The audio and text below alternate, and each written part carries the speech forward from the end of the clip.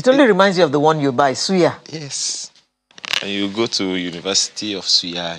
I'm going to be selling my partner very soon. So anybody who's interested in buying him should please let me know. And let me know how much they're offering. But that's not to say that the issue we're talking about next is... It's not a Suya kind of topic. It's a very serious... Absolutely. It's very, very...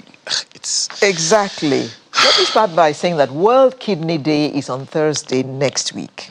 And you'll be surprised to know that, according to experts, 1 out of 10 people worldwide has one kidney issue or the other.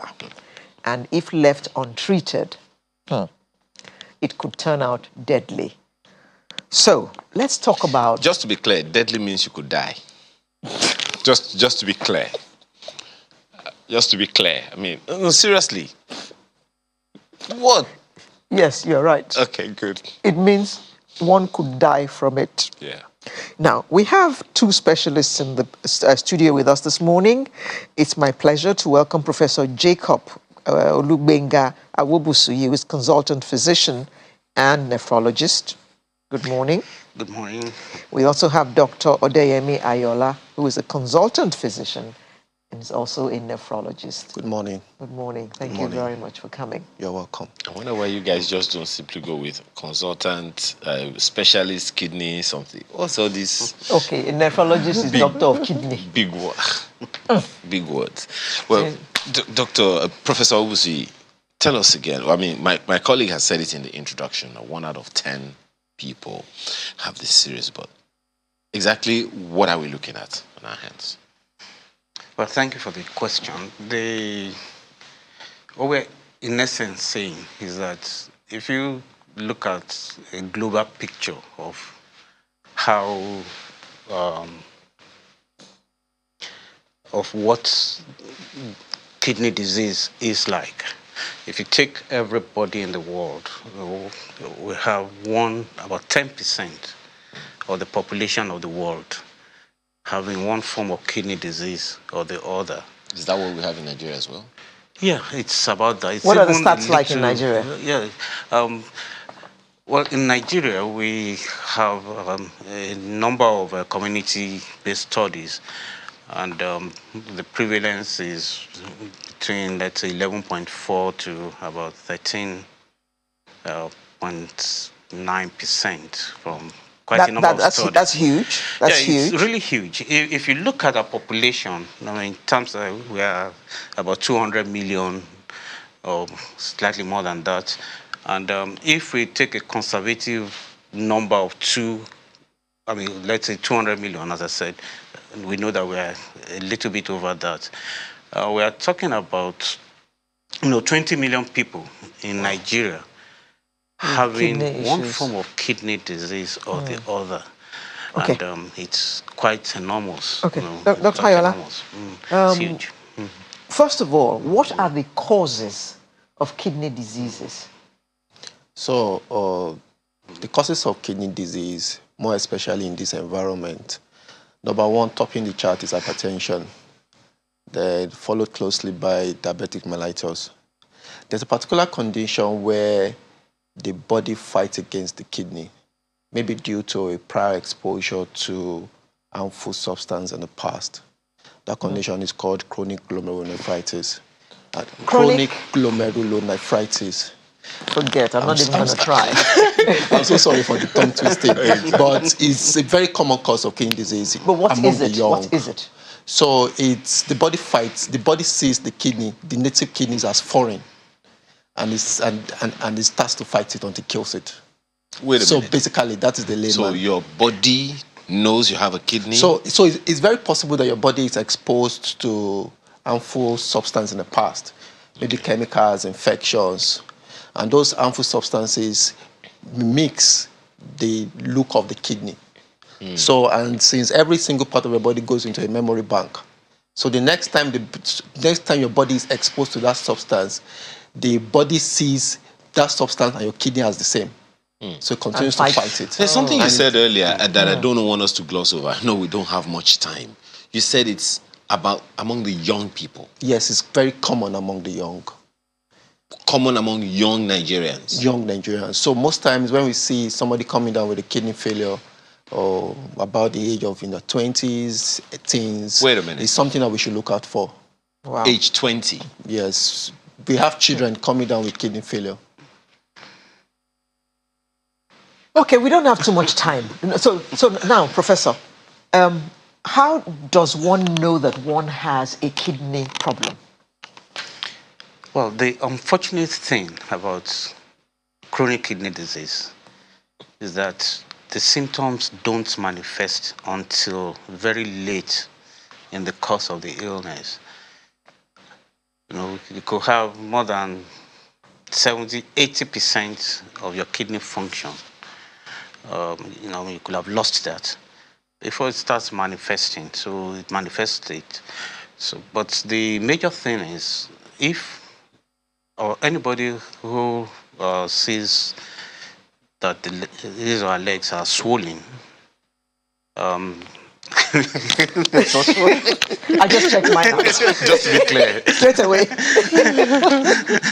that the amount of urine that comes out is reduced, or the urine is foamy, foams when the individual urinates. So your urine is not supposed to foam at all?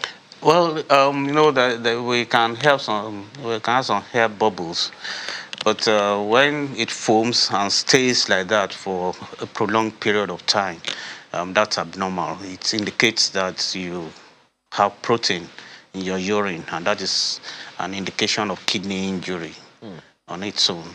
So the face will be swollen. The Face as well? Yeah. Face, feet, foamy urine, that's 3. Yeah. Urine, the output will be reduced significantly. Okay. Blood pressure will be elevated, and the individual will feel tired most of the time because of the anemia that they generally have. So it's quite. Dr. Ayola said there, as a result of, let me ask you straight away, you said that it's a result of some things that people take. What are some of these things? So the first thing is the westernization of our diet, of our lifestyle, has greatly impacted the enormosity of this disease.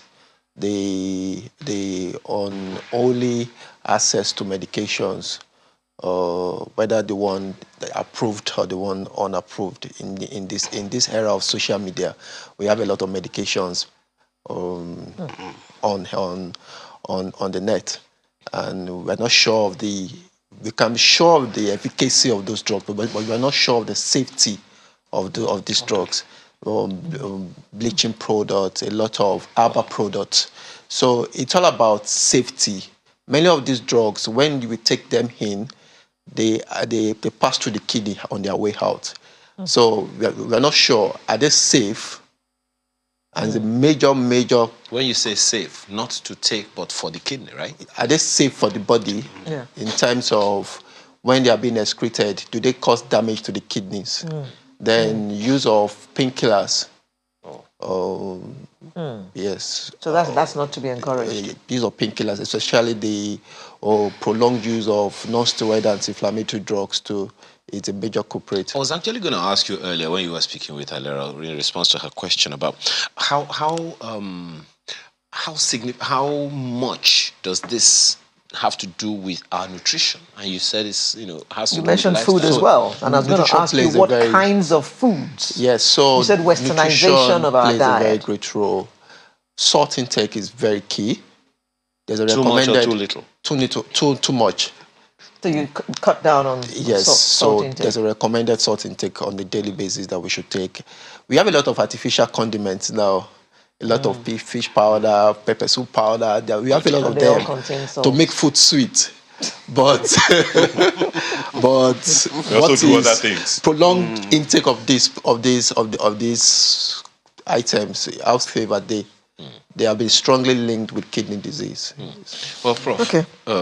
Okay, go ahead. We're running out of time now, Prof. So Thursday is World Kidney Day. What's happening on that day? Yeah, on that day, all over the world, the day is being celebrated. And the purpose of the celebration is to bring awareness to the role that our kidneys play in our health, and to also bring the point home that kidney disease is very common. As you said, 10% of the global population, about 20 million Nigerians. And, the kidney disease can be harmful. We've heard about people on dialysis. Those are those with end stage of the kidney disease. And that's pretty expensive to handle at that point. And but the major thrust is to enlighten Nigerians, to make them get that awareness that at the very early stage of kidney disease, we can do a lot to help the patient, the individual. The tests that we use to detect kidney disease are inexpensive, like urine tests to see whether there's protein or blood in the urine. Some blood tests to look at the waste products that have accumulated in the body, urea, creatinine. They're very inexpensive, and this can detect kidney disease early enough at that stage where the patient does not need to have dialysis or kidney transplantation. And we can institute measures that can actually retard the progression of that disease. And that is the point, to actually identify those with kidney disease and treat them. Okay. And that is the strong message that we want to pass across to... On that day? Yes, on that day. So where is this awareness program taking place? Well, all over Lagos and all over the country, really, because it's not limited to kidney care specialists in Lagos. It's in Abuja, Southwest, which is there, Southeast, North. The association, the Nigerian Association of Nephrology, members are actually all over Nigeria, and we're actually handling the World Kidney Day celebration in Nigeria, joining others around the world to do that. Well, good luck then on Thursday, World Kidney Day. Professor Jacob Awobusui, consultant physician and nephrologist, as well as Dr. Odeyemi Ayola, consultant physician and nephrologist. Thank you both for coming to Thank you for having us. Tell us about this and to make us aware of the... well, I'm coming to scare my partner. You should be scared. No, you shouldn't. Thank you very much. Sunrise will return in just a moment. Stay with us.